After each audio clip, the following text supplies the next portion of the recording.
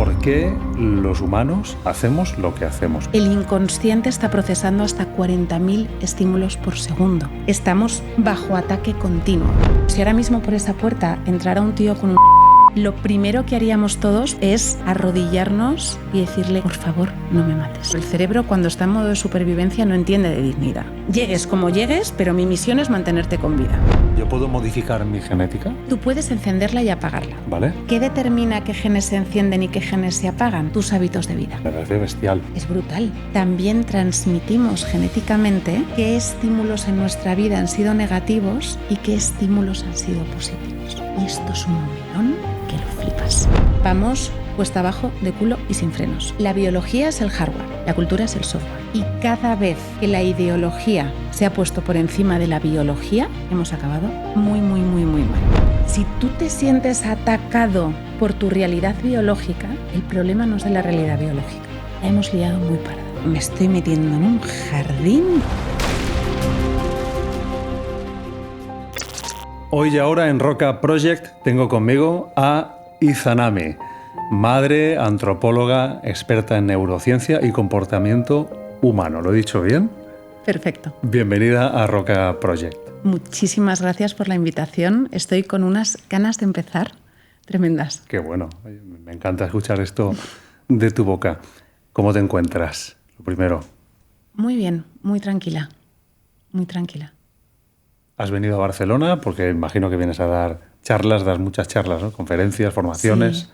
Pues he venido a Barcelona. O sea, hoy realmente es un día súper importante y súper especial porque Dios ha materializado el sueño que puso en mi corazón cuando era pequeñita, que era subirme al escenario de un teatro. ¡Ostras! A aportar valor. O sea, nunca supe si era cantando, bailando, actuando, hablando, pero en los 2 últimos años he dado muchísimas conferencias, muchísimas formaciones, pero siempre en el entorno de las organizaciones. Uh-huh. Y hoy, por primera vez, voy a hacer una conferencia, pero para público abierto, y además la productora me ha dado libertad creativa total, entonces he sacado la folclórica que tengo dentro y me ha permitido, pues, todos esos dones de creatividad, de producción audiovisual, de editar, de vídeos, de música. O sea, es algo súper ambicioso, pero como que si me lo ha puesto en la cabeza es porque se puede hacer, voy con todo. Yo no sabía exactamente que tenías esto ahora, pero sabiéndolo, te estoy más agradecido aún de que estés aquí, porque yo en tu lugar estaría, imagino, nervioso, haciendo tiempo, tomándome un café, un té. Estás aquí en un podcast. Pero porque me recarga muchísimo. O sea, el conversar con otras personas, el hablar de temas que me apasionan, me da un subidón de dopamina, de endorfinas, de oxitocina, que bueno, es como la mejor preparación que puedo hacer para estar a tope esta tarde. Claro. Estás aquí para abordar un tema conmigo. Vamos a intentar meternos en materia, que es por qué los humanos hacemos lo que hacemos. ¿Por qué nos comportamos como nos comportamos? De esta manera, a ver si empezamos a arrojar un poco de luz en aquello del autoconocimiento, entendernos un poco mejor. Yo creo que esto casa mucho con la sociedad de hoy, que cada vez intentamos, pues, entender mejor por qué hemos hecho esto, por qué tomamos esas decisiones. Y creo que para eso habría que tener en cuenta biología, evolución, con todo ello instintos, cultura y también espiritualidad. Entonces, ¿te parece bien si vamos tocando un poco esos palos? Muchas ganas, porque además son como todas las capas que tenemos, esa capa más instintiva que busca nuestra supervivencia, esa capa más emocional, uh-huh, que regula nuestra relación con nosotros mismos y con los demás, y luego esa capa espiritual que no sabemos muy bien dónde colocarla, pero que es imprescindible. Vale. Mira, primero, aclaremos conceptos, ¿vale? Vale. Madre sé lo que es. Tengo una. Antropóloga también sé lo que es. Vale. Neurociencia. Tengo una idea de lo que es, pero estoy convencido de que mucha gente que nos ve y escucha no sabrá qué es la neurociencia. Primero, ¿puedes aclararme qué es? La neurociencia, hay muchas variables. Yo la que he estudiado, porque esa pregunta de por qué los humanos nos comportamos como nos comportamos es una pregunta que llevo haciéndome desde pequeñita. Uh-huh.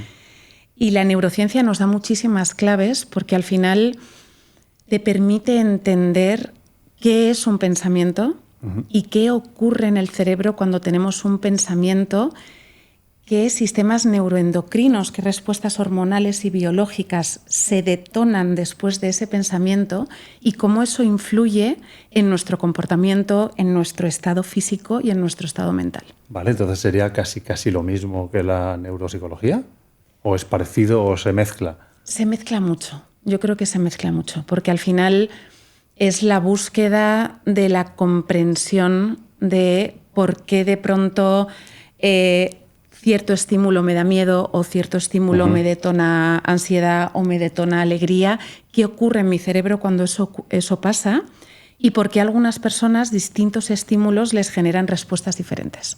Vale.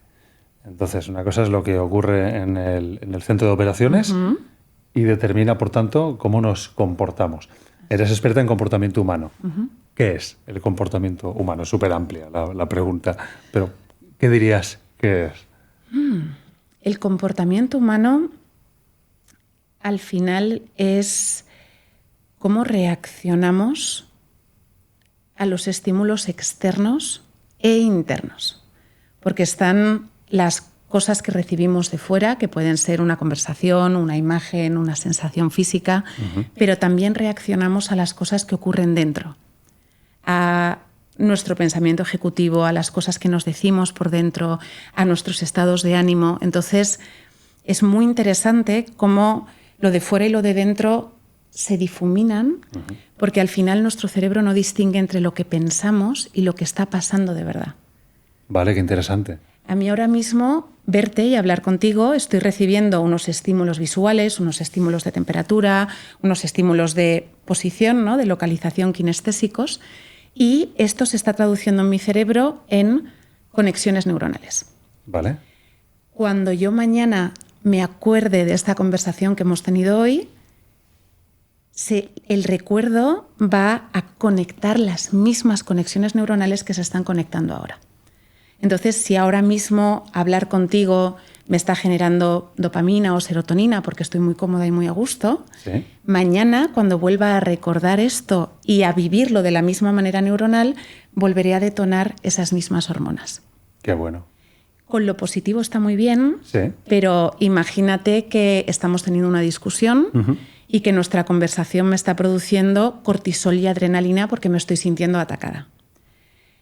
Ese daño neuroendocrino, esa producción de hormonas de defensa y de lucha que me están alterando a nivel biológico todo el cuerpo y que están despertando comportamientos tóxicos hacia el exterior y hacia el interior, volverá a ocurrir cada vez que yo recuerde la discusión que hemos tenido. E incluso ocurre si yo antes de venir a este podcast empiezo a pensar, ¿y si me pregunta esto y no me lo sé? ¿Y si me equivoco? ¿Y si me cae mal? ¿Y si terminamos discutiendo? Entonces, cuando yo anticipo un problema, para mi cerebro es como si estuviera ocurriendo en ese momento y genera la misma respuesta hormonal que cuando lo estamos viviendo. Espectacular. Entonces, podríamos decir que en toda vivencia la conexión emocional que hay de alguna forma te deja un pozo en ese recuerdo a futuro. Sí. Pero no solo es el pozo de lo que viviste, claro, sino que lo vuelves a sentir. Exacto, es una iba a decir reenactación, pero eso es en inglés, me lo he puesto para español.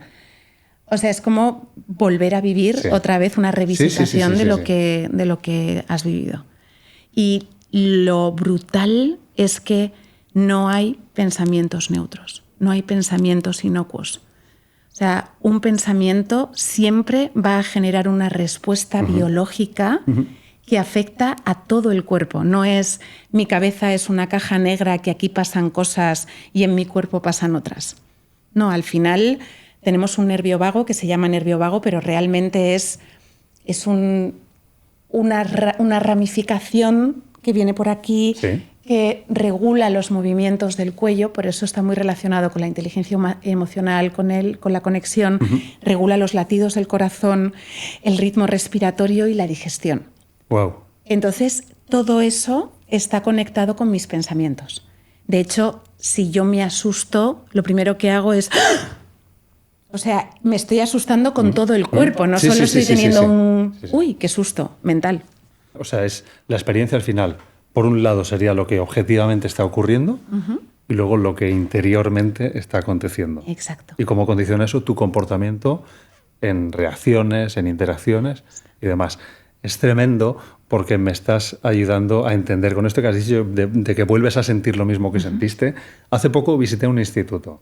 Bien, en el instituto, además de vivir cosas buenas, también sufrí episodios de bullying como mucha gente que nos ve al otro lado. Vale, pues me ocurrió algo. Yo hacía años que no iba a un instituto, pero hace más o menos unos 3 o 4 meses visité uno que se asemejaba mucho al instituto que yo tuve con las taquillas y demás, y fui consciente de lo mal que me estaba sintiendo en ese paseo. Y se lo dije a mi mujer, digo, Ágata, me encuentro mal. Me encuentro mal y creo que es porque esto me está evocando el recuerdo de lo vivido, aunque han pasado nada más y nada menos que pues que soy un poco mayor ya. 28 años. Uf, joder, me ha caído esto como una losa, ¿eh? Ahora lo entiendo, gracias a ti. Es que al final, o sea, el principal objetivo de nuestro cerebro es mantenernos con vida. Y en un entorno peligroso, porque al final...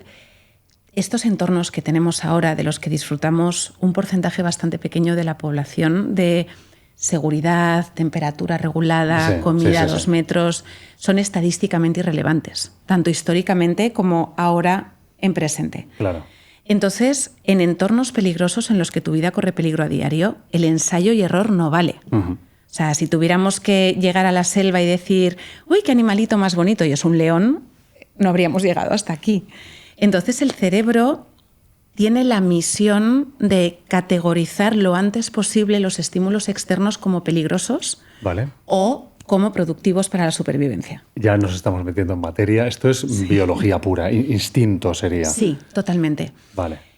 Entonces, claro, si el cerebro reconoce el entorno del instituto como un lugar peligroso, lo que está haciendo es activar en ti una respuesta. ¿Qué sentías?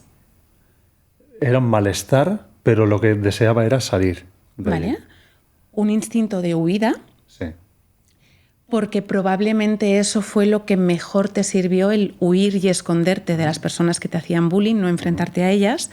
Y entonces, como en su momento el cerebro registró que eso te sirvió para mantenerte con vida, en el momento en el que llegas al mismo entorno, no se para, vamos a ver si hoy me hacen bullying. No, este entorno es peligroso, lanzo la respuesta de supervivencia, corre. Y entonces manda todos los recursos posibles a los músculos de las piernas y de los brazos para que puedas correr más rápido, se los quita al sistema reproductor, al digestivo, al inmunitario y a la corteza prefrontal, y entonces te entran náuseas, te entran calores, te sudas, te da calor en el cuello y necesitas salir corriendo. Ostras, súper interesante.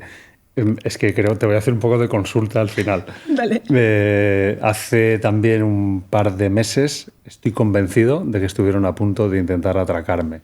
2 tipos. Vale. Pero me ocurrió algo que no sabía que me iba a ocurrir. Y es que conforme veía que se acercaban, y aparte les escuché hablar y sé que venían a por mí, yo viajaba al día siguiente, ¿vale? No podía permitirme ni perder la cartera ni que ni el móvil, ¿vale?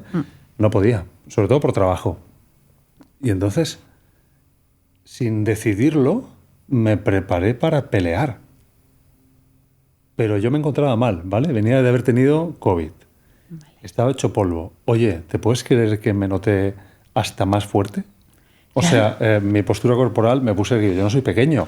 Yo era más grande que cualquiera de ellos por separado, pero eran 2. Pero me preparé para intimidar y yo tampoco soy así.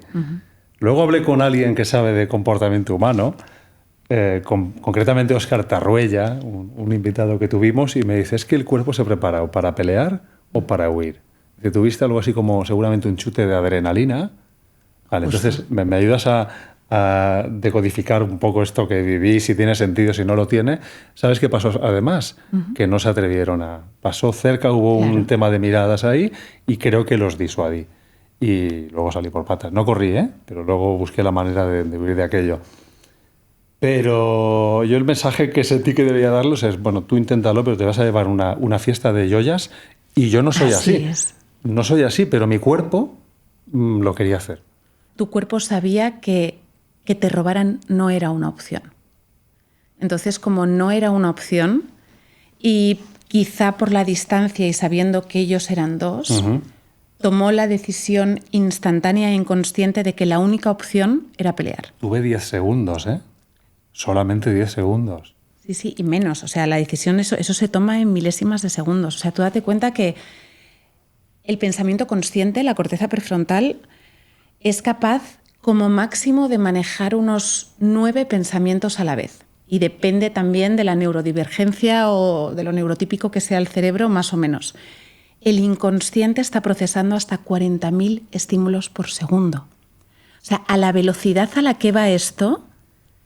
No hay máquina. No sabemos, o sea, no nos lo podemos ni imaginar. Sí, Entonces, sí, sí. la decisión se tomó, o sea, el análisis de todos los factores se tomó de una manera instantánea. Tremendo. Y se mandaron todos los recursos. A mí me pasó una cosa muy similar. Es la única vez que me han intentado robar en mi vida, pero iba con el carrito de mi hijo mayor y embarazada de 8 meses. Uf.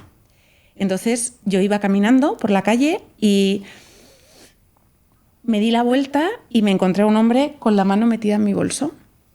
Claro, en ese momento no podía huir y lo que estaba cuidando, lo que llevaba conmigo era demasiado importante como para ponerlo en riesgo en cualquier momento. Ya. Le metí un puñetazo en la cara al tío, Ostras. pero es que me salió solo, porque claro, de pronto fue como, estoy embarazada 8 meses, tengo un bebé en el carro, te mato. O sea, te mato. Claro, vas a hacer lo que tengas que hacer. Lo que tenga que hacer, y si te tengo que matar, te mato y ya me visitarán mis hijos en la cárcel. Pero ese instinto es esa evaluación, porque al final las respuestas son 4. Realmente, las que más se conocen son la lucha y la huida, pero si ahora mismo por esa puerta entrara un tío con un rifle, lo primero que haríamos todos, probablemente si te están apuntando, es arrodillarnos y decirle, por favor, no me mates. Qué interesante, claro, no tienes la opción de huida y Claro. tampoco la de enfrentarte en principio. En principio, entonces lo primero que haces es buscas ayuda, o sea, nos miraríamos entre todos en plan, ¿hay algún valiente? ¿Alguien en la sala que se atreva a tal? Y si ya te está encañonando, intentas establecer con él una conexión emocional de ¿cómo te llamas? O soy madre de 2 niños, por favor, no me mates, tengo 2 niños, hazme lo que quieras, pero no me mates. Esa es la primera, que es la del sometimiento. Se ve muy clara, por ejemplo, cuando pelean 2 perros, que se establece enseguida quién es el perro alfa y el otro. Tema jerárquico. Claro, se hace así, mete la cola entre las piernas y ahí se queda. Los humanos hacemos lo mismo. La segunda es la lucha. Si yo más o menos evalúo que la huida no es posible y mi cerebro determina que tengo posibilidades de ganar en un cara a cara, activo la lucha. Se activa el sistema nervioso simpático y activo la lucha. Pero es que entonces no lo decides. No, lo no lo decide decides. tu química cerebral. Lo decide tu cerebro. De hecho, hay personas, o sea, por eso se dice que nadie sabe cómo vas a reaccionar si te encuentras en una situación así, porque no es una decisión consciente. Claro, hasta que la vives. Hasta que la vives. Ya. La tercera es la huida, salir corriendo, pero ¿qué pasa si ni sometiéndome, ni luchando, ni huyendo puedo evitar la amenaza? Que finjo mi propia muerte. Esto en los documentales... La zarigüeya. Claro, la zarigüeya, lo hacen las ovejas, lo hacen las gacelas. sí, En el sí. momento que te van a morder, ¡pum!, finges tu propia muerte. Y quizá me dices, oye, vale, las gacelas muy bien, pero los humanos, la mayoría de los niños que sobreviven a los tiroteos masivos en los institutos de Estados Unidos es porque se esconden debajo de los cadáveres de sus compañeros, se manchan de sangre Ya ves. y se hacen los muertos. O sea, el cerebro no lanza estrategias de supervivencia que no hayan demostrado su validez durante miles de años. O sea, son estrategias súper probadas. Y ahora lo interesante es cómo se aplica todo esto a nuestro día a día, porque aunque nos creemos que estamos en la cima de la evolución y que nosotros somos como súper conscientes y que tomamos un montón de decisiones, esto nos pasa todo el rato. O sea, yo cuando he estado en relaciones muy dolorosas con personas que me estaban haciendo mucho daño. El miedo a la soledad me detonaba ese sometimiento y porque no me dejaran decía que sí a todo y hacía cosas o me dejaba hacer cosas que yo no quería hacer. Sí. Y que incluso atentaban contra mi dignidad, pero el cerebro cuando está en modo de supervivencia no entiende de dignidad. Entiende de, mira, llegues como llegues, pero mi misión es mantenerte con vida. Qué tremendo. Fin. Claro, luego la lucha y la huida, igual, cuando eso se cronifica en el tiempo, no es otra cosa que lo que llamamos estrés. El estrés lo que es una respuesta de lucha o huida que está diseñada para durar máximo 60 segundos, 90 segundos, un par de minutos como mucho. Cuando se cronifica en el tiempo y yo estoy de manera crónica quitándole recursos al sistema reproductor, al digestivo, al inmunitario y a la corteza prefrontal, empiezo a tener problemas de salud, empiezo a rendir menos, es una cosa tremenda. Y la inmovilización, que esto es... A ver, yo siempre digo, esto es precioso y la gente me dice, no, no es precioso, es horrible. Vale, es que me chifla cuando las cosas encajan en la cabeza y las entiendo y me parece una cosa preciosa, por eso digo que es precioso. Pero es precioso porque si piensas en la inmovilización a lo que te lleva es a no querer relacionarte con nadie, no quererte mover literalmente, te baja el metabolismo, te baja las pulsaciones cardíacas y esas son las bases biológicas de la depresión. Ostras. ¿A qué es precioso? O sea, es muy duro, pero sí. te da un entendimiento de, vale, lo que me está pasando es que mi cerebro ha determinado que ni sometiéndome, ni luchando, ni huyendo, me puede liberar de estas agresiones continuas que estoy viviendo. Y la única opción que le queda es hacerte una bolita en el sofá o no querer salir de la cama. Al final es encontrar un mecanismo de defensa, sea el que sea. Sea el que sea. Estamos hablando de instintos y cuando dices esto me hace pensar, más o menos lo has comentado, ¿no? La sociedad de hoy que parece que, no, yo aquí todo lo que es biológico lo tengo dominado por mi nivel cultural, por mi crecimiento cognitivo. Al final estamos en lo más alto y por tanto ya esa parte biológica parece que no está y sin embargo está en todo. ¿Qué otros instintos ancestrales sigues viendo o podemos llegar a ver hoy en día? Pues mira, el cerebro tiene 3 misiones principalmente. La primera es la de mantenernos con vida. La segunda es asegurar la continuidad de la especie.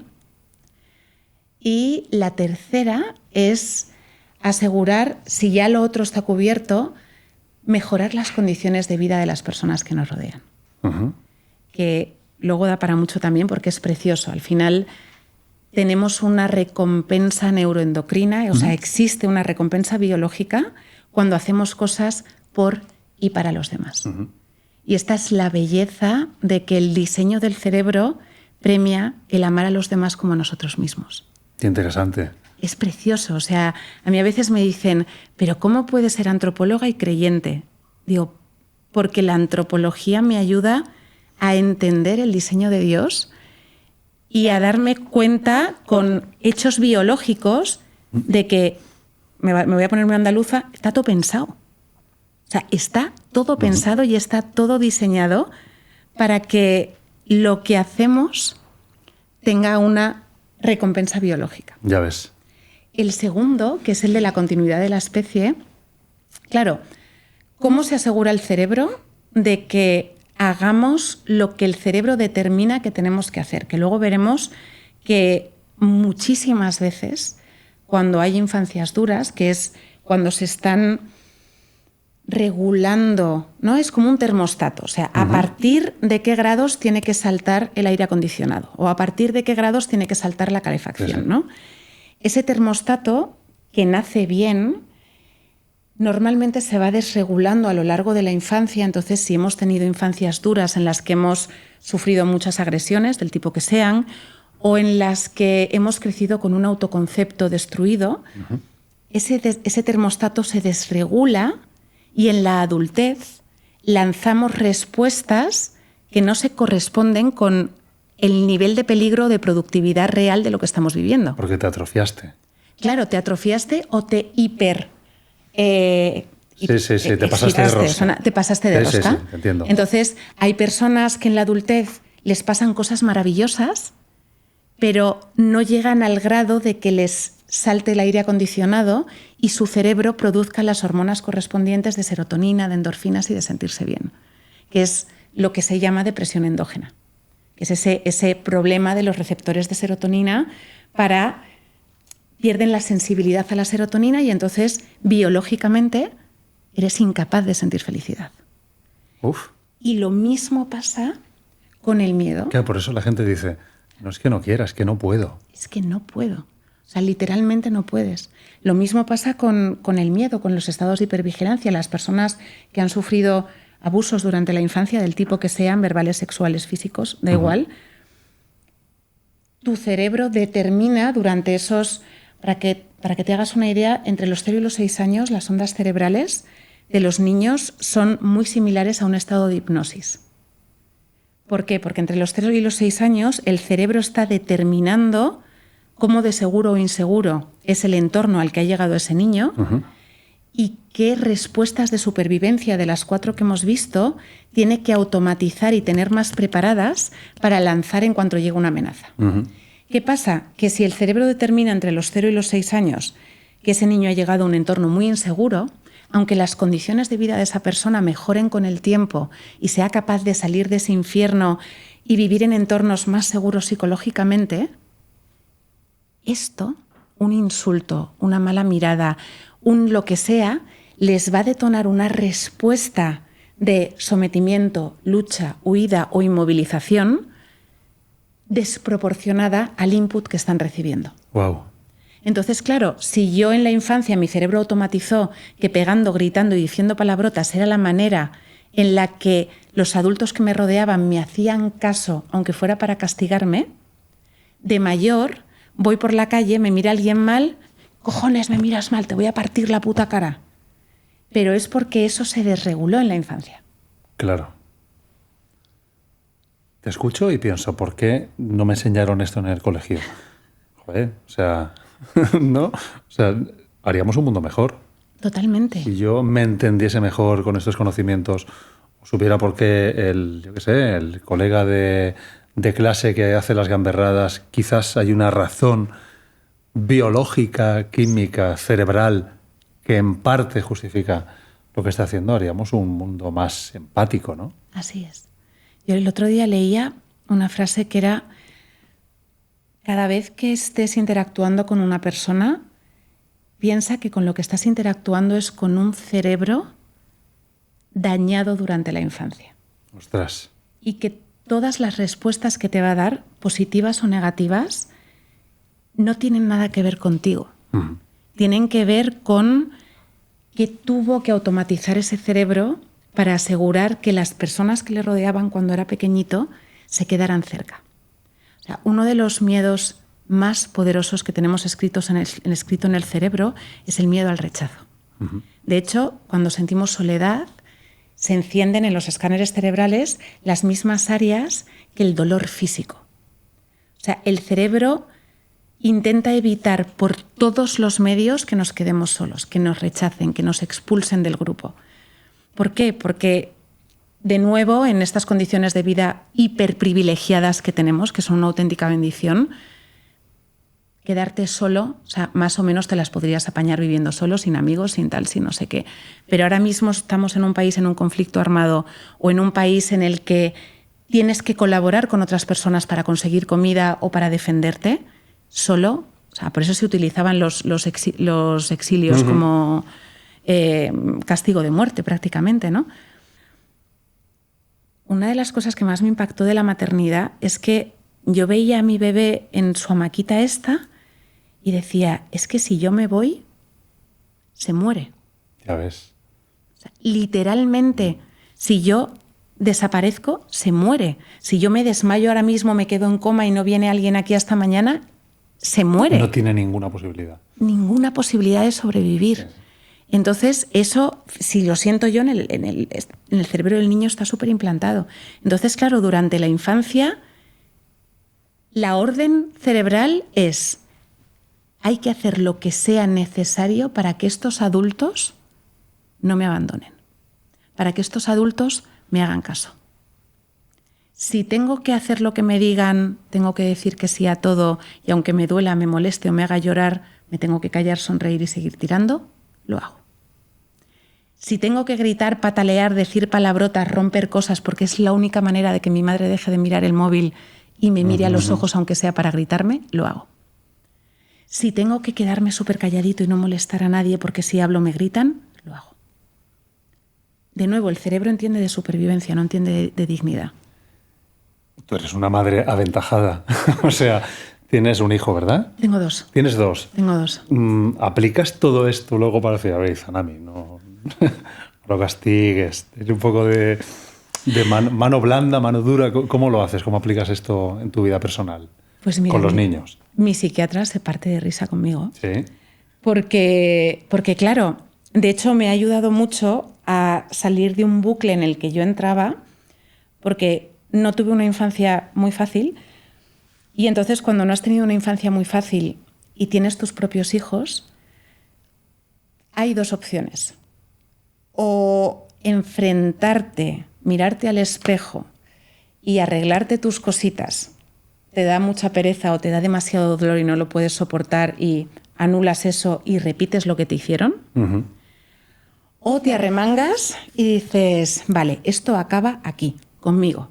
Fin. O sea, yo con ser capaz de sujetar y no pasarle a mis hijos el 80% de la mierda que me cayó a mí, me doy por tal. Pero ¿qué pasa? Que cuando alcanzas ese grado de conciencia y cuando repites, porque repites los patrones, o sea, en el momento en el que estás cansado, que estás estresado, que entras en un estado de hipervigilancia y todos tus recursos se van por aquí, tu corteza prefrontal se queda sin recursos, sí, sí, y pierdes esa capacidad de autocontrol, gritas, chillas, pierdes los nervios, dices cosas horribles, haces cosas horribles, y cuando tú ves en los ojos de tus hijos el dolor que tú sentías cuando te lo hacían a ti, te rompes.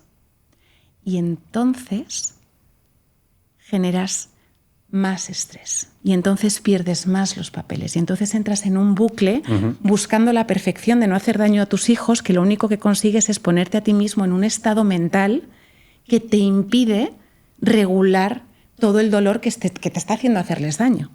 O sea, al final, la mayor parte de las veces que hacemos daño a los demás es desde nuestro dolor. Si tú estás bien, tranquilo, fenomenal, con el sistema nervioso regulado, si vas por ahí haciéndole daño a la gente, es porque o tienes una psicopatía o hay algo aquí que no funciona. Pero las personas normales pagamos bien con bien y mal con mal. Fin, pero si a ti alguien no te hace nada, pues tú estás tan tranquilo. ¿Estarías de acuerdo entonces que somos tan capaces de hacer lo más malo que hay, pero también lo más bueno? Y que hay una raíz biológica en todo eso, casi inevitable o muy difícil de domar. Es muy difícil de domar. Y yo creo que es 100% imposible de controlar por completo. O sea, este mundo, si lo piensas bien, las grandes organizaciones, las grandes corporaciones ganan dinero pulsándonos los botones del miedo. Porque todo esto que te estoy contando, totalmente, quienes son los verdaderos expertos son todos los que hacen ingeniería social, todos los que están en las grandes empresas, marketing, publicidad. No me estoy metiendo con nadie en específico, pero son conocimientos que se tienen. Sí, con nadie y con todos. Claro. Sí. Entonces, el miedo al rechazo, vale, pues ¿cómo? Pues esto que dicen de hay que buscar el problema para dar la solución. También puedes crear el problema para generar la solución y luego beneficiarte por ello, ¿no? Entonces, estamos continuamente siendo bombardeados por botones del miedo que nos pulsan para que por mi miedo a no ser suficiente me compre este bolso, para que por mi miedo a no sé qué compre esta otra cosa. Entonces, en este mundo en el que hay personas que priorizan sus beneficios económicos o su poder sobre el bienestar de las personas ajenas, estamos bajo ataque continuo. Y ese ataque continuo pulsa los botones de eso que Dios diseñó para mantenernos con vida de manera crónica. Por tanto, ante ese bombardeo continuo de inputs negativos, es imposible controlarlo al 100%. O sea, pretender no pecar lo que podemos pretender y a lo que debemos aspirar es a ser conscientes de cuándo lo hacemos, porque además esa es la única manera de empezar a controlarlo. Y voy a poner un ejemplo muy escatológico. Cuando le estás enseñando a un niño a quitarse el pañal y a hacer consciente algo instintivo, que es hacer tus necesidades, lo primero que tienes que hacer es hacerle consciente de qué es el pis, qué es la caca. ¿Ves, mi vida? Estás haciendo pis, esto es pis. Ah, mira, estás haciendo caca, esto es caca, ¿no? Mientras que el niño ignora qué es el pis, qué es la caca, él está tumbado, pasan cosas, pero no lo piensa, jamás le vas a poder quitar el pañal. Hasta que el niño no identifique esto es pis, estoy haciendo pis, esto que estoy sintiendo es que tengo ganas de hacer caca, no va a poder controlarlo. Con los instintos pasa exactamente lo mismo. Hasta que no los hacemos conscientes y no entendemos para qué son, de dónde vienen y cómo se expresan de manera biológica y de comportamiento, es inviable que los identifiquemos y que nos arrepintamos de ellos también. Y que digamos, ostras, no tenía que haber dicho esto, no tenía que haber hecho tal. Nunca vamos a llegar a ser perfectos, pero sí que podemos empezar a ser mucho mejores personas. Tenemos todos los recursos para aprender a hacerlo.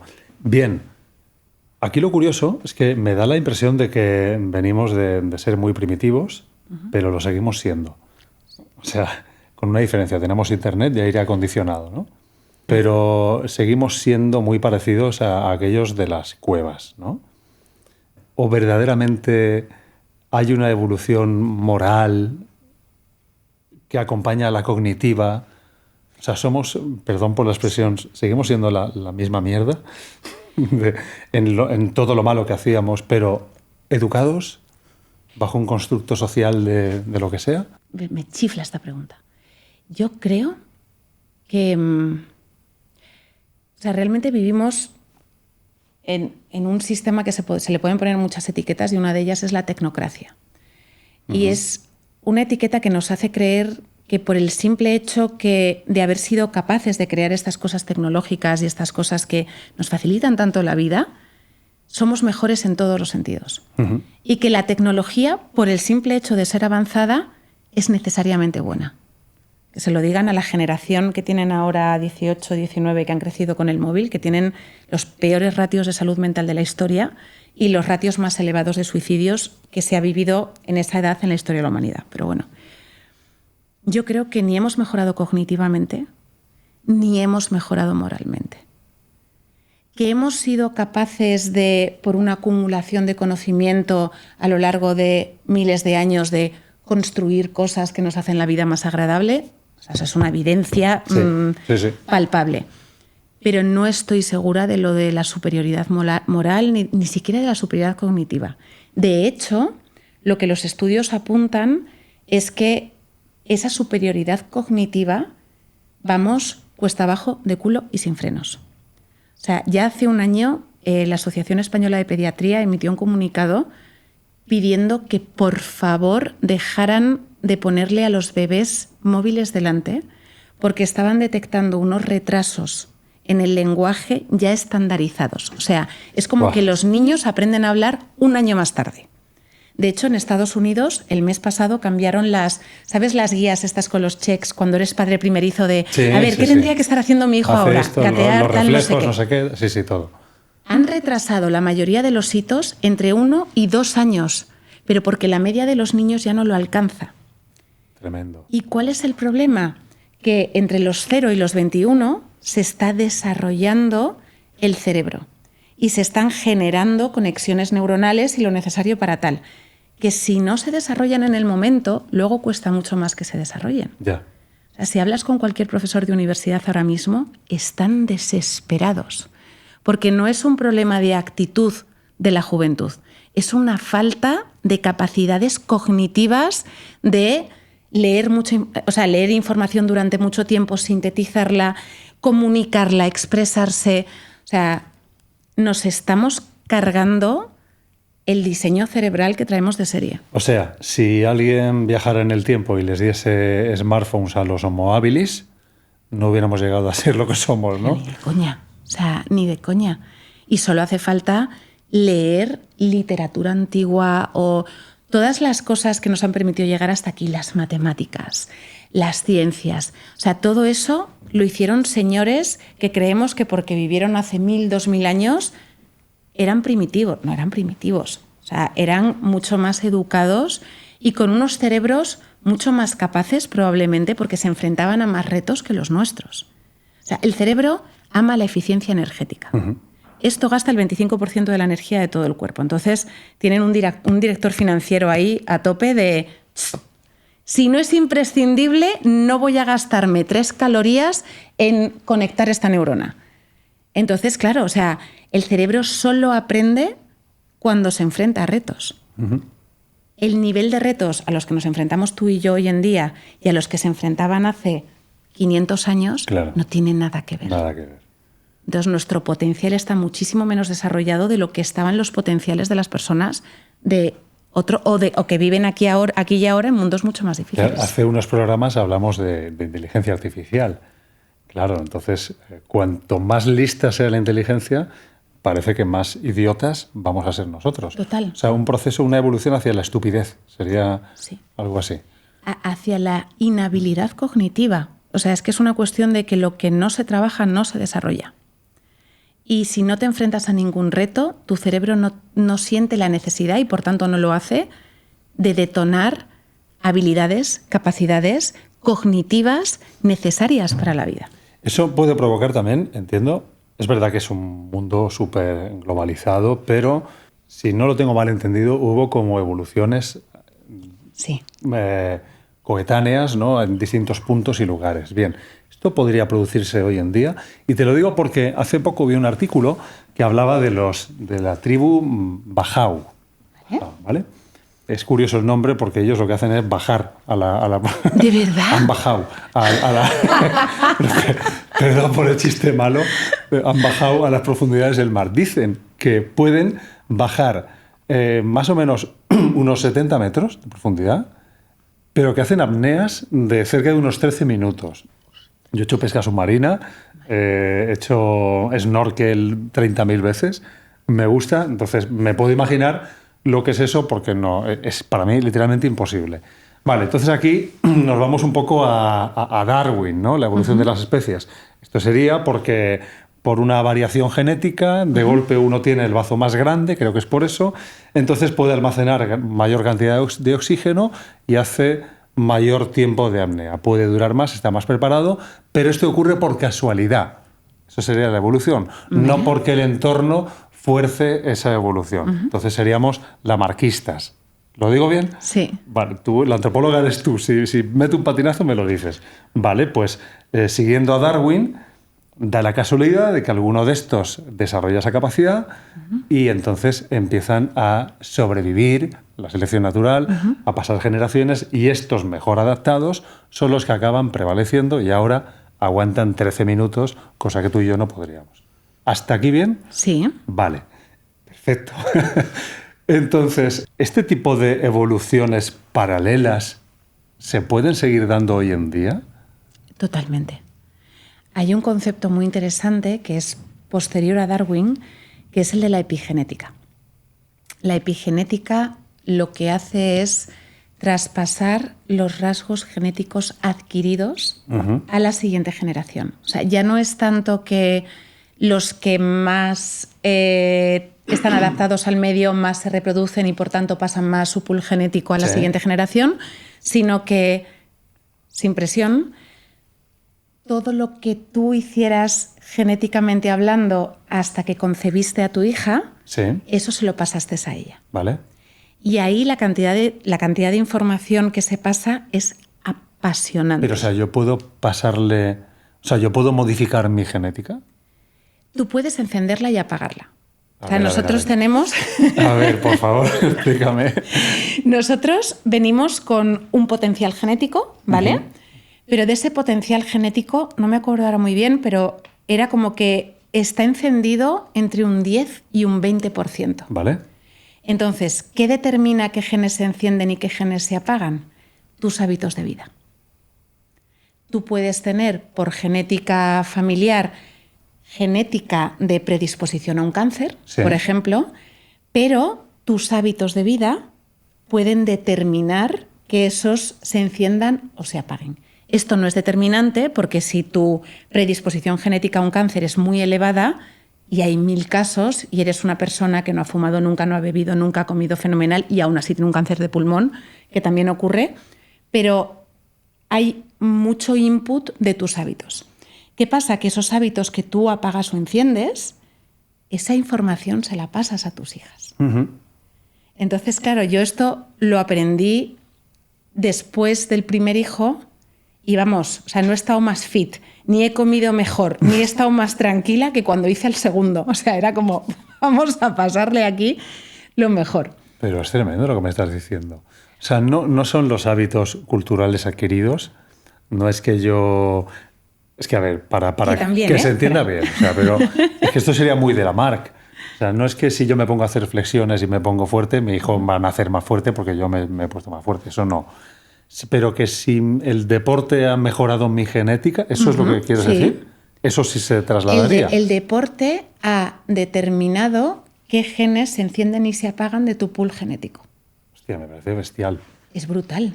Es precioso, otra vez precioso, pero porque me chifla entender y aprender las cosas. Sí. Y luego hay otra que para mí es muchísimo más profunda. Esto como que me cayó la ficha, como dicen los latinos, que me encanta la expresión. Cuando Gael tenía, pues si nació en agosto, pues en esas Navidades, a su primo le trajeron los Reyes Magos una tarántula peluda, Ostras. teledirigida. Cada niño se pide lo que quiere. Aracnofobia a modo al otro lado. Claro. Y entonces, pues obviamente el niño abrió su regalo, se puso a jugar con su tarántula y Gael, que tenía 5 meses, que en su vida había visto una araña y jamás, nunca en su vida había tenido una experiencia negativa con una araña, en cuanto vio la araña se puso a llorar desesperado y empezó a abrazarme muerto de miedo. Ya ves, es instintivo entonces. Claro, entonces tú dices, vale, si él nunca ha tenido una experiencia negativa como una araña, ¿por qué el ver una araña le genera a él una respuesta instintiva de miedo?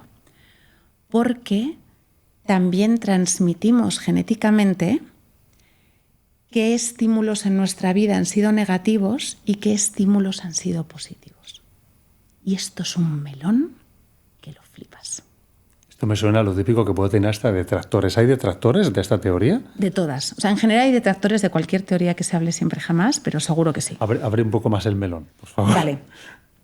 A ver, poniendo el ejemplo, ¿no? Si yo vivo, por ejemplo, en una tribu en la selva, es muy importante que yo, en mi biblioteca de cosas peligrosas y cosas productivas para mi supervivencia, tenga muy registradas todas las plantas venenosas, todos los animales peligrosos, y aquí tenga guardadas las frutas que se pueden comer y las raíces que se pueden sacar. ¿Sí? ¿Vale? Porque si yo nazco sin esto, mis probabilidades de supervivencia son nulas. Sí. Mira, mamá, he encontrado una serpiente roja. Chao. Sí, claro, el niño no claro. lo cuenta, ¿vale? Entonces, todos los humanos tenemos eso. Hay artículos de la biblioteca que son muy universales. Por ejemplo, el sabor dulce es universalmente atractivo. Agradable, ¿no? Agradable. Sí, ¿Por sí. qué? Porque antes de que empezáramos a ultraprocesar los alimentos, si lo piensas, todo lo que era dulce era bueno para la salud. Porque solo eran dulces las frutas. Lo natural. ¿Y qué pasa? Sí. Claro, entonces lo único que era dulce era la fruta. ¿Y qué pasa con las frutas? Que como no había ni neveras ni nada de esto, cuando tú pasabas por una higuera, tenías 2-3 días en el que las frutas estaban en el punto de consumición óptima. O sea, que te pegabas un atracón. Claro, los atracones de dulce son una respuesta de supervivencia a consume todo lo que puedas de esto que está rico, Sí. porque es bueno para tu salud. Pero les daría un pico glucémico igual en aquel momento. No, porque la fruta contiene... Es que Dios es muy listo. Le pone es verdad, o sea, le pone la fruta tiene la fibra justa para compensar el pico que genera la fructosa y que no te dé una subida de insulina. Tremendo. Todo pensado.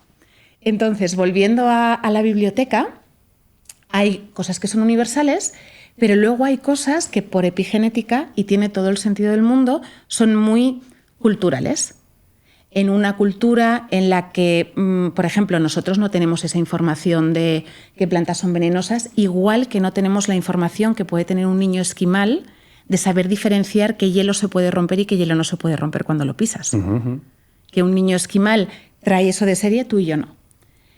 ¿Qué pasa? Que cuando de lo macro nos vamos a lo micro, ¿qué pasa si quizás en tu familia fueron todos militares y se vivió mucha violencia o se vivieron muchas guerras? ¿Qué pasa si en tu familia fue una familia que tuvo mucha abundancia y que no se pasó hambre y que no tuvieron determinados tipos de problemas? No me estoy yendo a temas de constelaciones familiares ni cosas de estas de New Age. Me estoy yendo al punto biológico de que tu cerebro está preparado para sobrevivir entendiendo que estás viviendo en un entorno parecido al que vivieron tus antepasados. Y así me lo sueltas y te quedas tan a gusto. Es que estoy escuchándote y voy procesando cosas. A ver, se está empezando a entremezclar es que lo hace la línea evolutiva. Biología, evolución, y en esa biología y evolución hay un factor que es cultura. Lo hemos dicho al principio. ¿Cómo distinguir lo que viene de biología y lo que viene de cultura? O sea, el esquimal es esquimal porque sus padres lo fueron en muchas generaciones, sus abuelos y tatarabuelos, pero también lo es porque precisamente lo fueron y tienen una cultura que han enseñado. Pero ¿cómo distingues lo que viene de serie y lo que te enseñan? Vale. La biología es el hardware, ¿vale? Es el ordenador que te compras o el móvil que te compras. La cultura es el software. Entonces, me parece una analogía súper chula. Yo tengo un móvil que puede ser una marca, no quiero decir marcas, pero tú puedes tener un móvil que es cualquier marca, que ese móvil igual se le da mejor hacer fotos, igual tiene más memoria, tiene menos memoria, o sea, tienes una diversidad biológica, neuroendocrina, hay personas neurodivergentes, da igual, más alto, más bajo, lo que sea. Entonces tú tienes una diversidad de marcas de móviles, cada uno con sus retos y con sus potenciales y sus puntos fuertes, igual que los humanos, pero tú luego tienes sistemas operativos diferentes que funcionan mejor o peor en determinadas marcas de móviles, en determinados dispositivos. En algunas pues le pones una app y como tiene poca memoria no funciona, pero igual le pones otra app de fotos y como hace muy bien fotos lo aprovechas muchísimo mejor, ¿sí? Entonces, esto es muy interesante porque la cultura no es algo estático. La biología tampoco, porque luego está todo la neurogénesis, que podemos reescribir patrones neuronales y todo eso, pero la cultura no es algo estático. De hecho, cualquier persona que esté viendo esto, que haya nacido en un país, se haya ido a vivir a otro, se esté culturizando en otro lugar, sabe perfectamente que con el tiempo vamos adquiriendo nuevos hábitos e incluso en el proceso de culturización, una persona que quizá tenía pensamientos muy de izquierdas ahora ha podido virar a pensamientos muy de derechas o viceversa.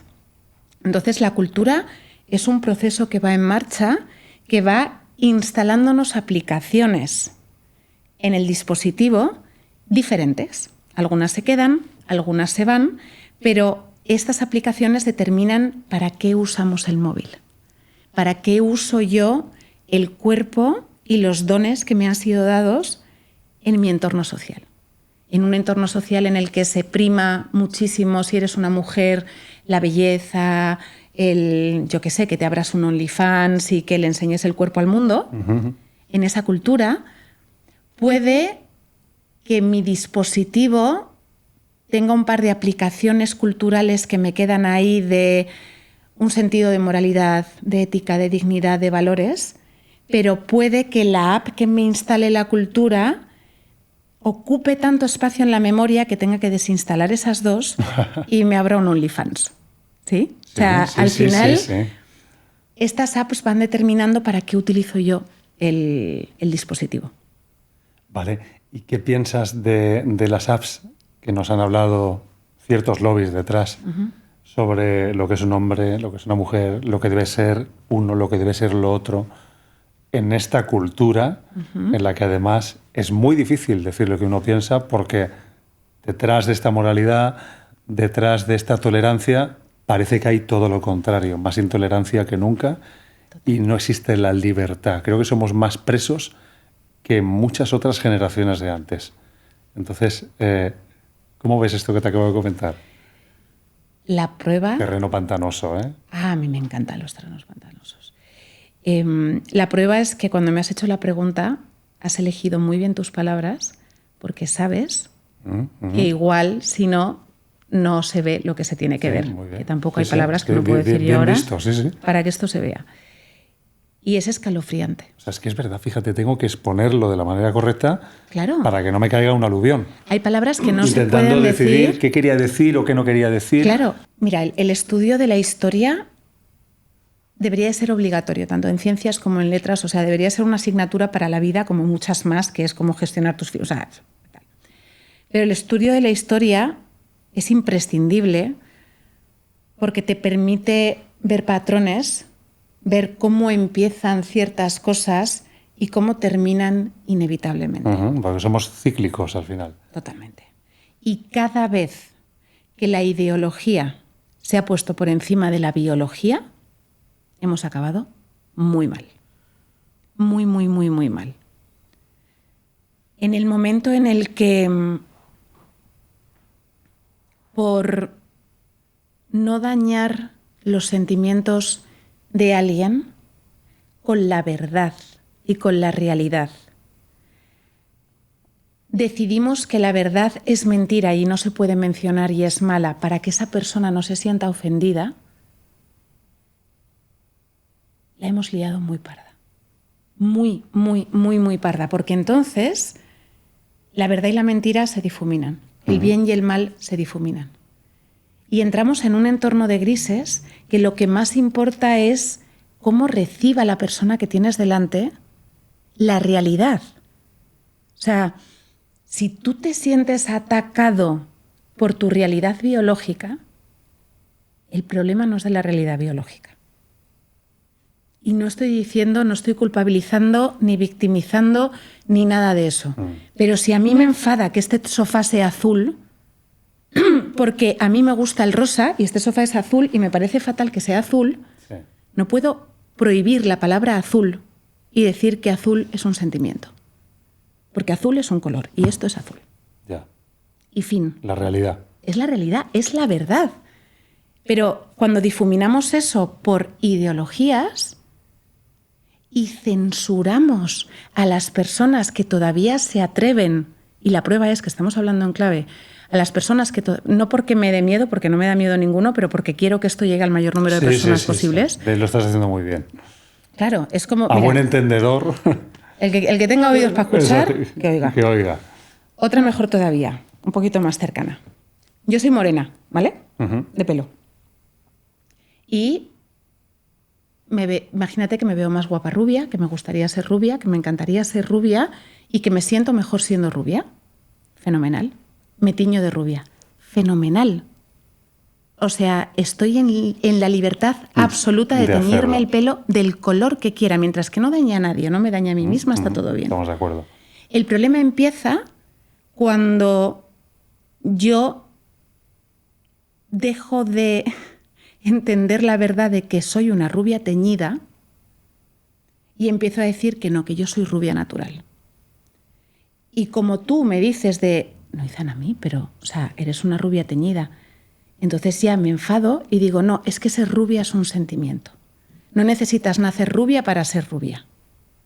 Y entonces todas las rubias ya no pueden decir que son rubias porque a ti te molesta que existan rubias de nacimiento. Es absurdo. O sea, es absurdo. Y entonces ya en vez de decir rubia, empezamos a hablar de personas con poca melanina en el pelo, para que nadie se ofenda. O sea, y así de absurdo es lo traslades al vertical que lo traslades. Entiendo lo que quieres decir. No se trata de rechazar a la persona, para nada. No. Sino de negar la biología, la evidencia biológica. Exacto, porque al final lo que haces es negar las realidades asociadas a la biología de esas personas que sí tienen esa biología. Porque cada uno tenemos nuestros retos y nuestras potencialidades. En el momento que hay determinados retos asociados a tus condiciones biológicas y viene alguien a decirte que tus condiciones biológicas son un sentimiento, está invalidando un montón de retos por los que todavía se siguen luchando por visibilizar, que su invisibilización anula la necesidad de la lucha. Porque si entonces es un sentimiento, ¿por qué voy a luchar yo por que se haga más investigación científica de cómo afectan los medicamentos a las mujeres, por ejemplo? O sea, hasta hace entre 5 y 10 años no se han empezado a probar en mujeres cómo nos afectan los medicamentos. Todos los test clínicos de todos los medicamentos que hay en el mercado se realizan en hombres varones. Ya ves. Todos. No se prueban en mujeres. Entonces, algo que se está luchando y que se está empezando a conseguir, porque es una cuestión de salud pública, si de pronto ya no existe el concepto porque es un sentimiento, porque voy a dedicar recursos a investigar, por ejemplo, cómo mejorar la menopausia, qué es la perimenopausia, por qué no diagnosticar con, tienes ansiedad, ya está, te mando un antidepresivo y igual tiene un desajuste hormonal brutal por la perimenopausia que no se ha estudiado porque no se ha estudiado todavía sobre el tema. Ya. El libre albedrío es incuestionable y no podemos hacer acepción de personas bajo ningún concepto. Lo que tú hayas elegido hacer con tu vida, a mí no me da derecho ni a opinar sobre ti, ni a juzgarte, ni a, no me acerco a esta persona o me acerco más porque como es famosa, no tengo ningún derecho.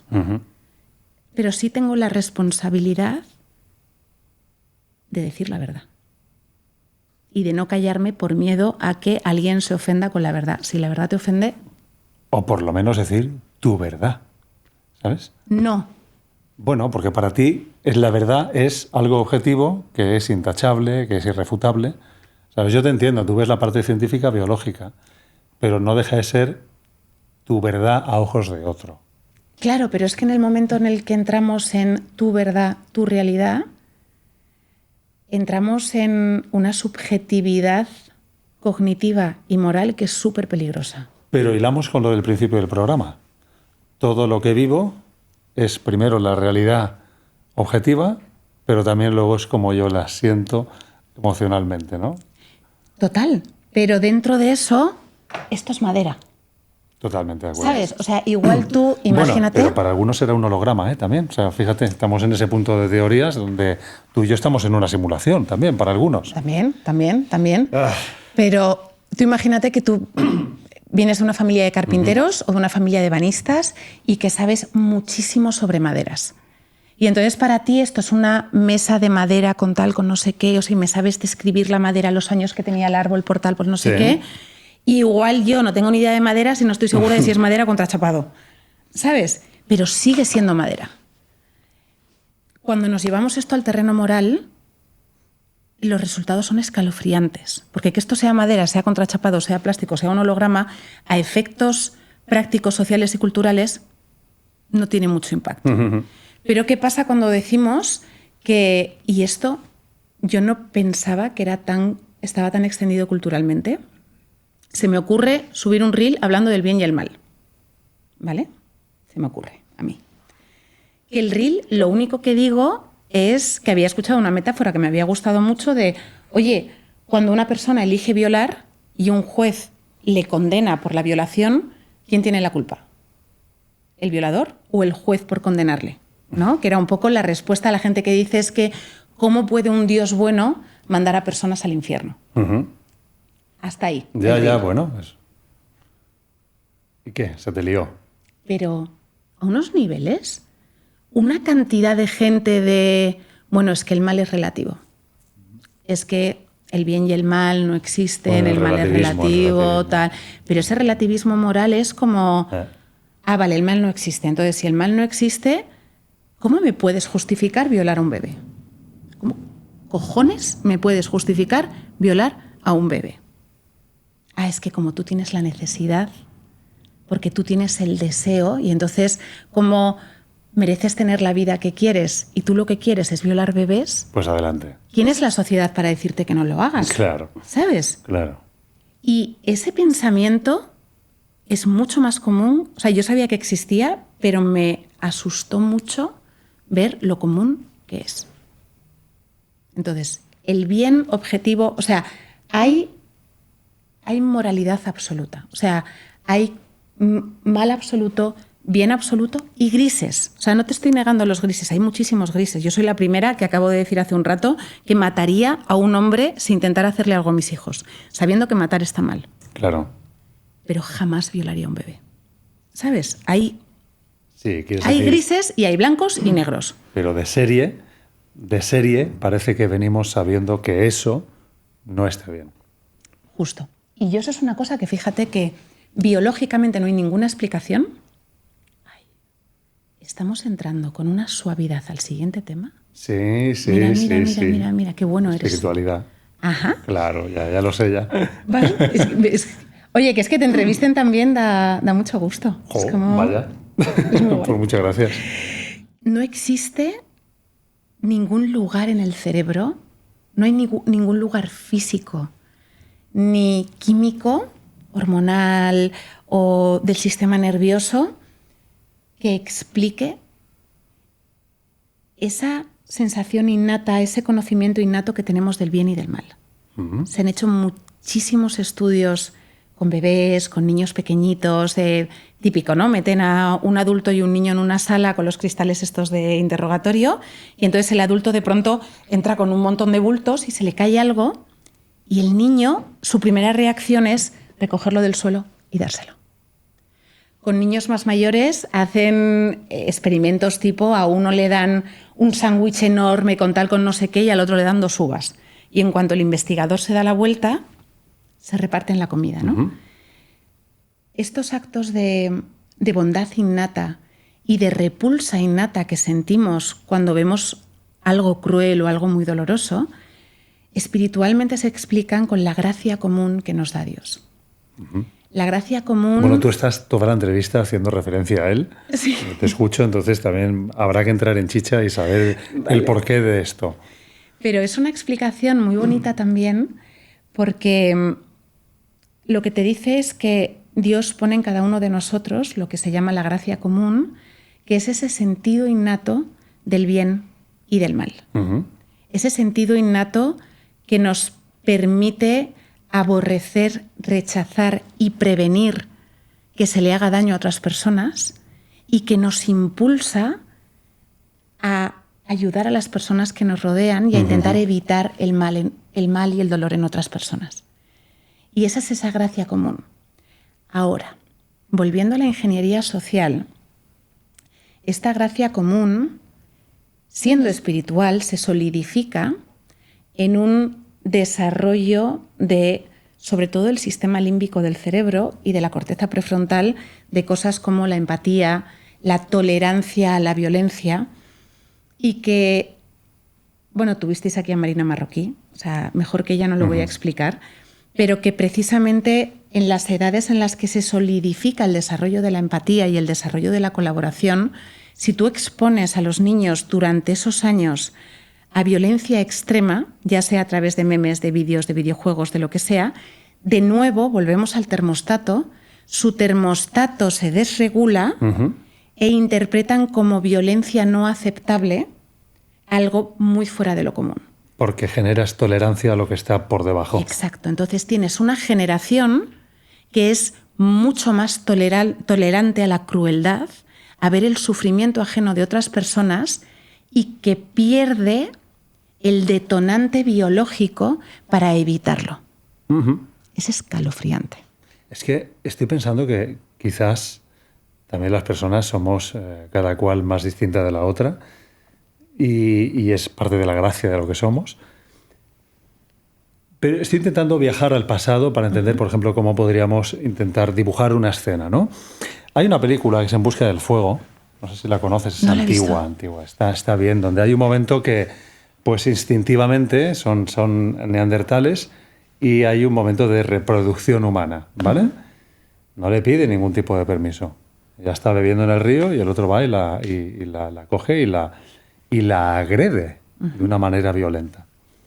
Claro, si uno piensa cómo debía acontecer ese tipo de cosas en aquel entonces, es fácil deducir que no iba... Mira, escúchame, Carolina, he pensado que estamos en los días de fertilidad, a mí me apetece, a ti también, la cueva está caldeadita, la tenemos a 25 grados, ¿sabes? No. Pero eso ni ahora tampoco, ¿eh? Bueno, pues ya. Entonces, yo me imagino a don Neandertal yendo a cuchillo, a saco, ¿no? Insensible, a lo mejor, a las lágrimas de ella, pero a lo mejor tampoco había lágrimas, porque era algo natural, como en la naturaleza hay cortejo, pero no hay pedir permiso. Hay un cortejo natural, pero también me imagino vamos a imaginar un segundo a Pedro Picapiedras el primero, pues Pablo, ¿no? Pablo el amigo ha nacido con una moral un poco más alta. Dice, Pedro, colega, un poco de dulzura, un poco de por favor, ¿no? Bien, entonces, de verdad te creo cuando dices que venimos con esa distinción del bien y del mal, y además te compro que pueda hablar de un diseñador principal, un diseñador primero, como decía el doctor Manuel Sanz, de un dios, pero está súper relacionado con el aprendizaje, la cultura y con lo que vemos al final desde que nacemos. Totalmente. O sea, al final, en el proceso de culturización, lo que se hace es escribir y determinar qué conductas son aceptables y qué conductas son reprobables.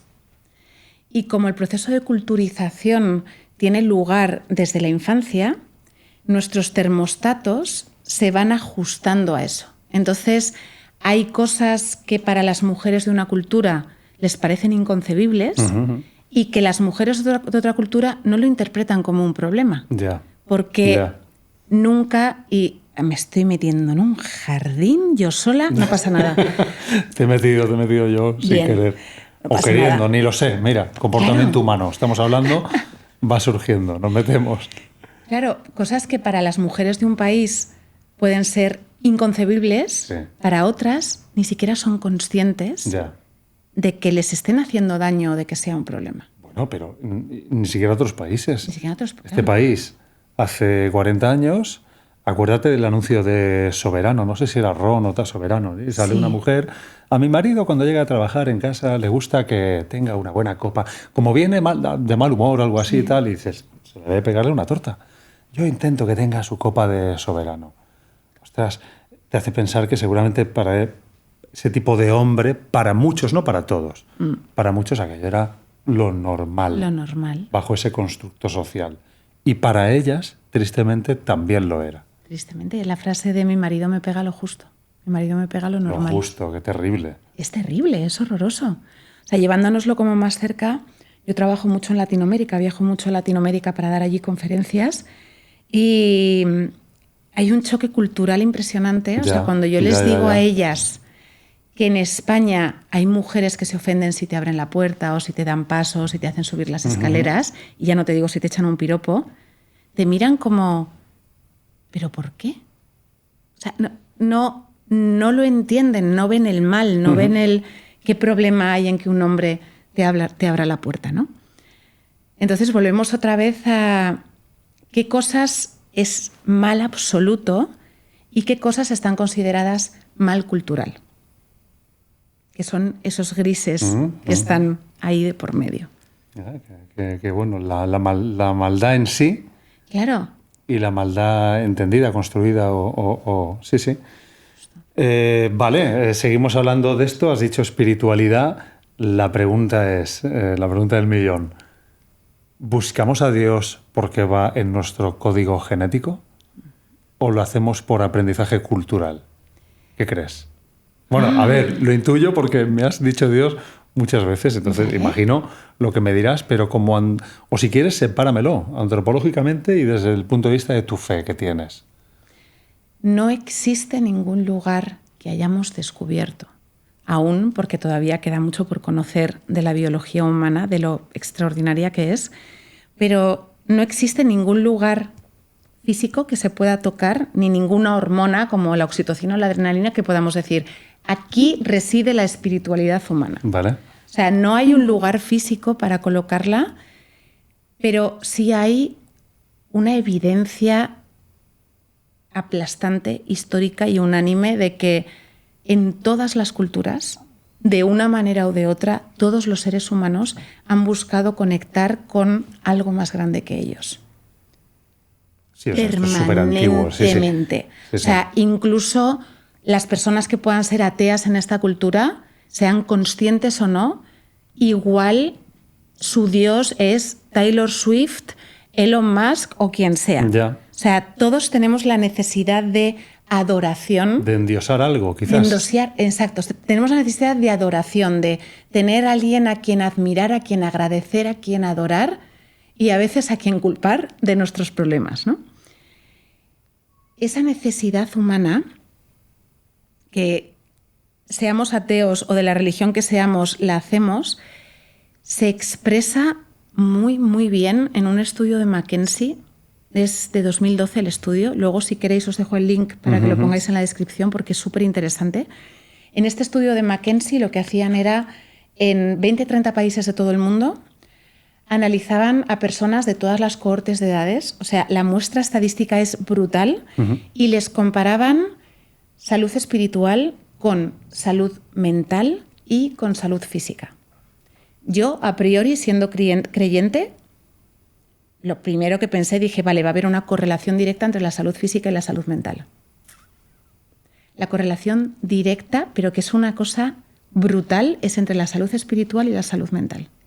¿Ah, sí? Es espectacular. O sea, además incluso ves los dibujos, ¿sabes? El dibujo que traza la gráfica de salud mental, en mayor o menor medida, lo traza idéntico la de salud espiritual. Y la de salud física va más arriba y más abajo.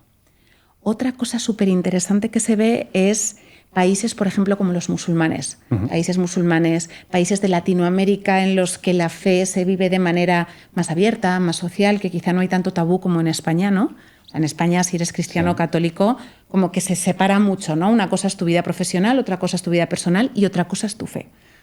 Pero en países latinoamericanos que está todo mucho más junto, ¿no? Más homogéneo. Sí, sí. La salud mental es mejor que o sea, los que peor estábamos éramos esta Europa atea, pragmática, separada de Dios, alejada de Dios, en la que las gráficas de salud espiritual y salud mental bajaban al mismo ritmo.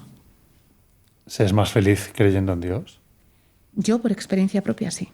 O sea, no es felicidad, y este es otro melón también muy interesante, porque la felicidad es uno de esos objetivos que nos ponen de tienes que ser feliz y la vida solo merece la pena si eres feliz. Y te hacen creer que la felicidad es un estado permanente que se puede alcanzar y mantener, lo cual es mentira.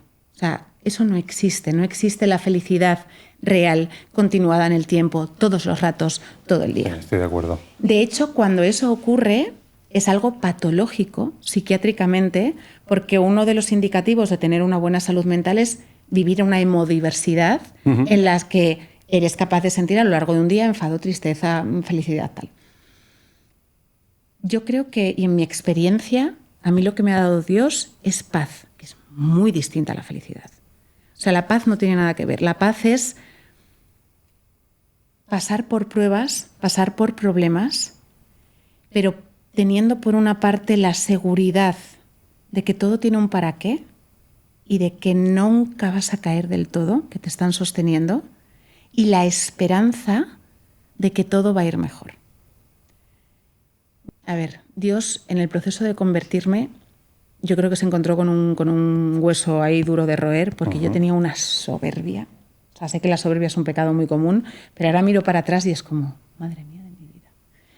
Entonces, él, pues de todas las herramientas que tiene, conmigo utilizó una depresión mayor, inmovilizante, muy, muy, muy grave, que me llevó a tener ideaciones pasivas de muerte, que es a lo que llaman los psiquiatras el no estás pensando en morirte, no estás planificando tu muerte ni nada de eso,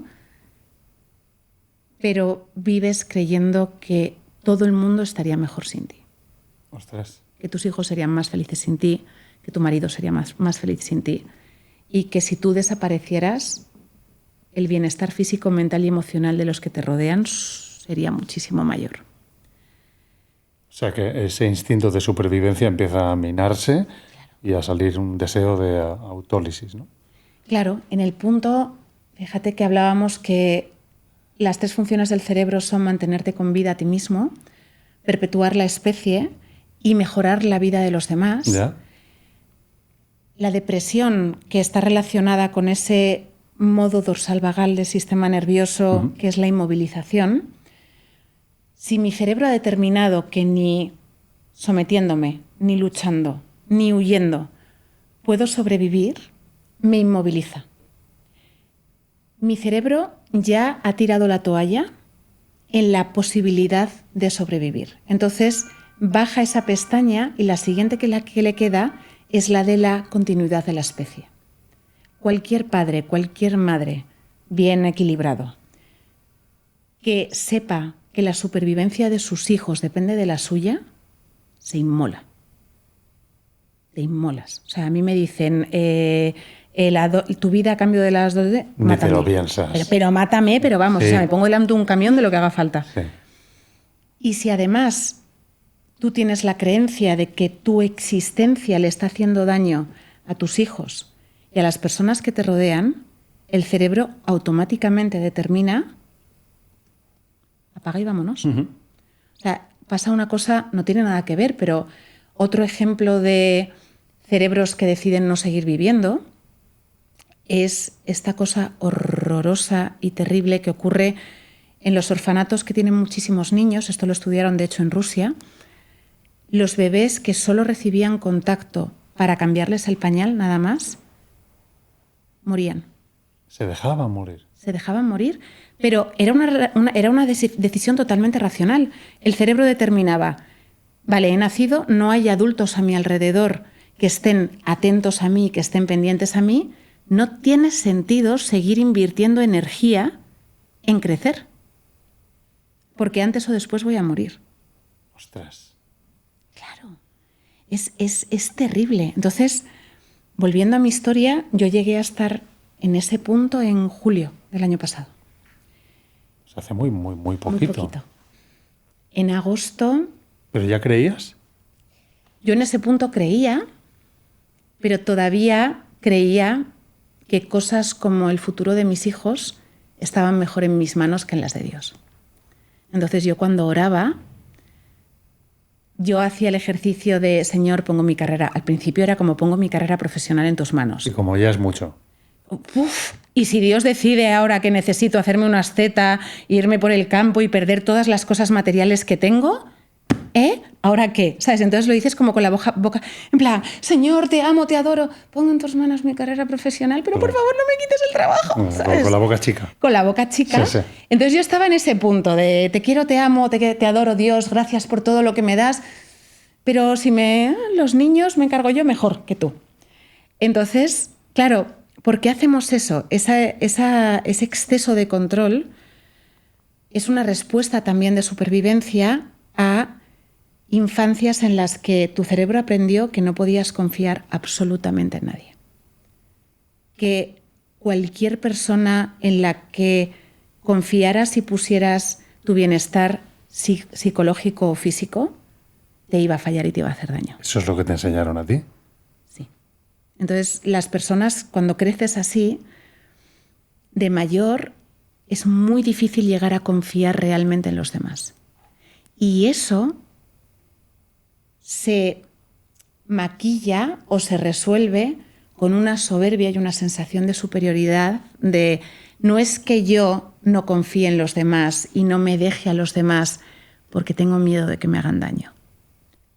Yo no me dejo a los demás porque soy la mejor y ninguno de estos puede ayudarme. Yo, la primera vez que fui a un psiquiatra, yo entré por la puerta diciendo, vamos, o sea, sé mucho más de cualquier cosa de neurociencia, comportamiento humano que esta señora que seguro que estudió hace 20 años y no se acuerda de la mitad de las cosas de la carrera. O sea, yo entré así con esa actitud a la visita del psiquiatra. Pero esa soberbia venía de que me daba terror poner mi salud en manos de esa persona y que me fallara. Porque no podía soportar que nadie me fallara nunca más. Entonces, por eso no podía poner mi vida en manos de Dios, porque estaba aterrorizada de que Dios también me fallara. O sea, para ti era un alguien más, como los demás. Claro. O sea, todavía, porque tampoco yo había experimentado, llevaba experimentando sus bendiciones toda la vida, pero... ¿Pero eras atea? Atea 100%. O sea, ¿Eras atea? Yo crecí en una familia New Age. O sea, éramos vegetarianos. En mi casa las revistas que se leían era Año Cero y Huerto Integral. Era Huerto Integral se llamaba, creo que se llamaba Huerto Integral. No comíamos carne. El primer antibiótico lo tomé con 23, 25 años. Buah. Lo cual O sea, me alegro un montón. nada, tampoco vacunas, entiendo. No, nada. Claro. Pero de lo cual me alegro un montón porque ahora tengo un sistema inmunitario top. A top. A top. O sea, tengo una microbiota a tope, pero bueno. Pero no, mis padres son profesores de yoga. En los 80 en España, en León, capital de provincia. O sea, yo venía de un mundo totalmente diferente. De hecho, yo nací sin Dios y crecí con las creencias de mis padres que el Dios de la Biblia era un Dios malo, era un Dios perverso, era un Dios cruel que disfrutaba mandando a la gente al infierno, que quemaba gente en Sodoma y Gomorra, ¿sabes? O sea, yo crecí como, madre mía, este señor, ¿sabes? O sea, entonces yo venía de ahí. Y él, pues como buen alfarero, me redujo a polvo para poderme hacer de nuevo. Y lo hermoso de todo esto es que cuando acabé en la cama sin poderme mover y no me quedó más remedio que pedir ayuda, porque literalmente, o sea, yo caminaba, no podía subir escaleras. El grado de inmovilización mental que había llegado hasta mi cuerpo, o sea, hacía de tripas corazón para poder estar con los niños. Mis hijos están acostumbrados a que mamá esté tumbada en el suelo. Y el mayor me viene y me dice, mamá, ¿te traigo el hielo? Y yo, sí, cariño, porque me está dando una crisis vasovagal, me está empezando... se me está descompensando el nervio vago y entonces si te pones hielo aquí se arregla. Ostras. Y los niños están acostumbrados ya a ver mamá tirada en el suelo, tal, me traen el hielo, o sea... Tremendo. Tremendo. Cuando yo empiezo a poner mi vida en manos de otras personas, bueno, mi ingreso en el psiquiátrico fue, o sea, es una de las mejores experiencias de mi vida. También. Me ingresaron... O sea, que llegaste a ingresar. Llegué a ingresar porque mi sistema nervioso estaba tan desregulado, o sea, vivía en un nivel de hipervigilancia tan alto, que a veces, y esto, porque además voy a hablar de medicación y es muy delicado, cada cerebro es un mundo, no se puede generalizar, pero en ocasiones, cuando te empiezas a tomar un antidepresivo, como el trauma aquí ya no tiene lugar porque de pronto te quedas solo en tu cabeza y ya no hay una voz diciéndote eres un desastre, eres una mierda, y dices, ostras, qué paz, qué maravilla. Esa respuesta traumática se va al cuerpo y los niveles de ansiedad se disparan. Entonces, en mi caso, me empecé a tomar el antidepresivo y mi cuerpo estaba 12 horas al día, literalmente como si me acabara de atropellar un camión, temblando, vomitando, o sea, una cosa insostenible. Fatal. Me empezaron a mandar ansiolíticos, pero no terminaban de encontrar la combinación de forma ambulatoria para regular mi sistema nervioso y que pudiera ser funcional. O sea, esta gente que te dice, no, es que la depresión se cura con paseos y con flores de Bach. No has tenido depresión en tu vida. O sea, la depresión es una enfermedad biológica. Ahora un psicólogo que diga, es un trastorno. Vale, es un trastorno. Un trastorno mortal que lleva a la muerte. De hecho, es la principal causa de muerte entre jóvenes ahora mismo en España y en gran parte del mundo. Entonces, como no encontraban la manera de regularme, me ingresaron en el psiquiátrico y fue tan bonito. Ostras, es muy chocante escucharte decir eso. Ya, todo el mundo flipa, pero de verdad, o sea, tengo un grupo de WhatsApp que estaba prohibido hacerlo, pero lo hicimos. Un grupo de WhatsApp con los amigos que hice en el psiquiátrico, cada uno de nuestro padre, o sea, no te puedo explicar lo diferentes que somos entre nosotros y lo bonito que fue. Tiene la parte heavy porque es momento cárcel, puertas que se cierran, no se puede salir, tienes cámaras en todas partes. Tu propia libertad. Tienes que permitirlo, además. Sí, totalmente. O sea, te quitan las cosas de cristal, no puedes usar determinadas cosas, te tienes que comer todo lo que está en el plato, si no te ponen en modo vigilancia, trastornos alimenticios. O sea, no te puedes cambiar la comida en los platos, aunque lo hacíamos.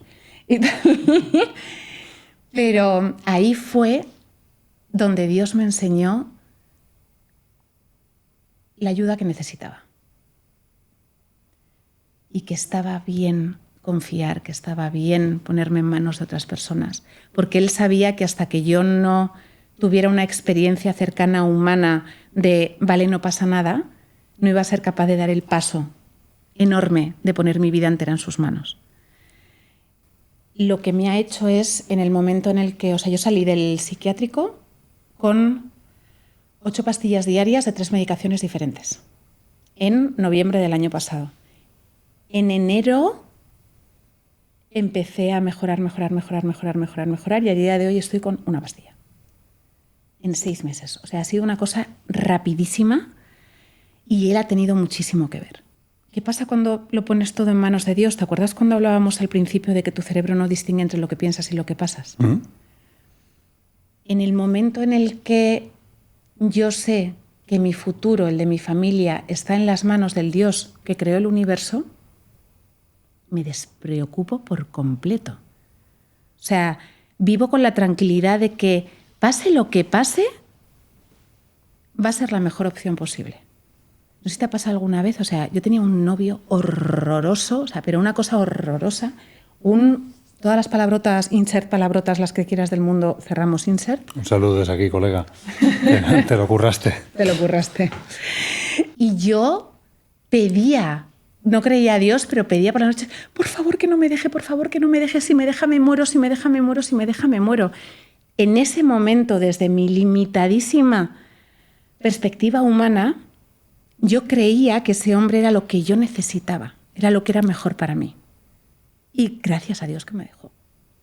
Entonces, claro, eso me ha pasado con trabajos, con personas, con tal. Cuando miras para atrás y te das cuenta de nuestra inutilidad presente para determinar qué cosas necesitamos y qué cosas queremos, y que el único que sabe realmente qué es lo que va a pasar y qué es lo que a mí me va a servir,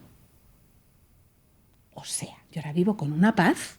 Te despreocupas. Una tranquilidad absoluta. ¿Qué pasa?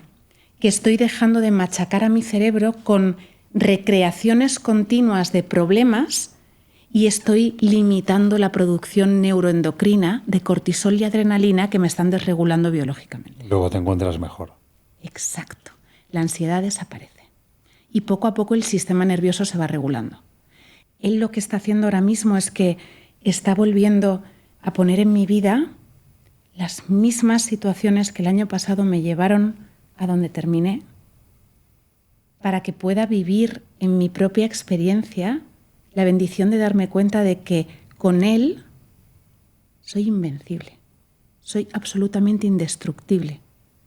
Me está pasando exactamente lo mismo que me pasó el año pasado y estoy bien. De hecho, estoy mejor que nunca. Pues, Izanami, yo te agradezco que cuentes esto. Además, al hacerlo te expones. Y cuando uno se expone en la sociedad de hoy, pues la gente opina. Entonces, bueno, de hecho, os invito a escribir vuestros comentarios, porque aquí hemos hablado muchas cosas muy interesantes, algunas cosas un poco polémicas, y me gustaría, os animo a hacerlo con respeto, si es posible. Porque también nosotros podemos eliminar mensajes que no sean respetuosos, pero libres de opinar, por favor. Y antes de que te vayas, hay 2 cosas. Creo que traes algo, ¿no? Sí. Para la estantería. Que va a quedar monísimo. Espero. Si va a quedar feo, no, ¿eh? No, hombre. Nunca te traería nada que quedase feo. De hecho, cuando me dijiste lo del regalo, abrí un vídeo, me hice un pantallazo, acerqué así para ver cómo tenías la composición y me aseguré de que te iba a quedar mono. Qué bueno, pues has hecho una cosa que no hago yo. Yo miro el hueco y al hueco que va. No, lo miramos. No podemos fastidiar. Que quede bien. Bueno, ¿lo tienes aquí? No, tengo que ir a por el bolso. Ostras, pues jodido. Haremos una cosa y veréis un corte y ya tenemos a Izanami de nuevo con el regalo. Aquí no ha pasado nada. No ha pasado nada. El input era traer algo que aportara valor a la audiencia y a los invitados. Y quizás un poco de imposición ideológica. Está el libre albedrío de ponerlo o no ponerlo. Pero yo lo voy a tener que poner ahí con todo. Claro. No pasa nada. Pero tiene una luz LED muy bonita que ilumina muy bonito y que te va a quedar mucho en la estantería. Sí. Pues bueno, que se vea lo que es. Es una lámpara. Es una LED. lámpara, no sé si tenemos un enchufe por aquí para que se vea encendida, que es muy bonita. Además, es el hit de mi fondo para los vídeos de YouTube. O sea, tengo como cientos de preguntas de dónde la he comprado y tal. O sea, que gusta mucho. Y de hecho, como no la siga viendo en Amazon, me va a dar algo. Está muy chula, muy bonita. Es muy bonita. Y tendrá que caber. Y tendremos que encontrar un enchufe también. Claro. Está bien. Muchas gracias. Muchas de nada. Siguiente pregunta, la última que te voy a hacer, que la hacemos a todo el mundo, es ¿cómo te gustaría que te recuerden cuando Izanami ya no estés, cuando no estés aquí? Por el valor que aporte. Ya está. O sea, mi único propósito es vivir al servicio de Dios y poner lo que Él me ha dado, que no es mío, a su servicio, lo cual es un poco paradójico de, Señor, me pongo en tus manos y es, pero si me has hecho, o sea, ya estaba en da igual. Construir para Él todo lo que Él me permita. Y solo me importa cómo me recuerde Él. Lo que piense aquí la gente de mí, iba a decir una palabrota, me la resbala. Vale. Muchas gracias por haber venido. La semana que viene nos vemos. Esto continúa.